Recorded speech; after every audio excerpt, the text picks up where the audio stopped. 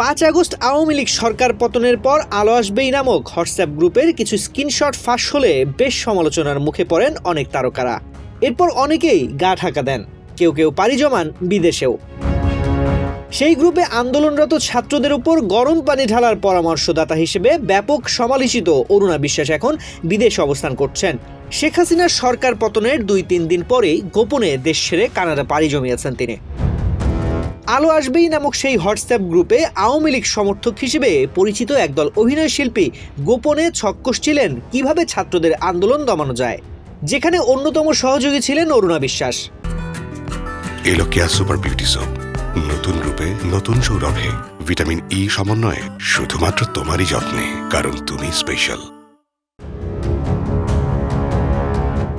সেই ঘটনার কয়েক মাস ব্যবধানে আবারও ফেসবুকে বিতর্কের মুখে পড়লেন এই অভিনেত্রী। সম্প্রতি চিকিৎসার জন্য যুক্তরাজ্যে গিয়েছেন বিএনপি চেয়ারপারসন বেগম খালেদা জিয়া।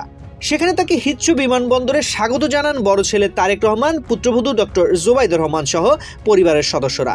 দীর্ঘ 7.5 বছর পর হুইল চেয়ারে বসেই ছেলেকে সামনে পেয়ে জড়িয়ে ধরার দৃশ্য সোশ্যাল মিডিয়ায় এখন ভাইরাল। অনেকেই মা ছেলের এই দীর্ঘ প্রতীক্ষিত মিলন নিয়ে আবেগঘন পোস্ট দিয়েছেন।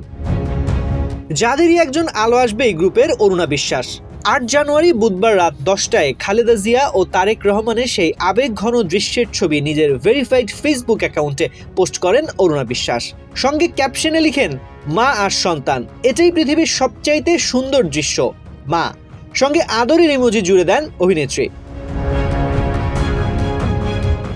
খালেদা জিয়া ও তারেক রহমানের এই ছবি ফেসবুকে পোস্ট করতেই তোপের মুখে পড়েন আওয়ামী লীগ সমর্থিত এই অভিনয় শিল্পী। নেটিজেনরা নানা মন্তব্যে কড়া সমালোচনা করেন অরুণা বিশ্বাসের। অনেকেই বিগত সরকারের সঙ্গে তার সখ্যতা ও ছাত্র আন্দোলনে বিতর্কিত ভূমিকা নিয়েও প্রশ্ন তুলে ক্ষোভ প্রকাশ করেন। পরের অবস্থা বেগতিক বুঝে বাধ্য হয়ে ছবিটি ফেসবুক থেকে মুছে ফেলেন অরুণা বিশ্বাস।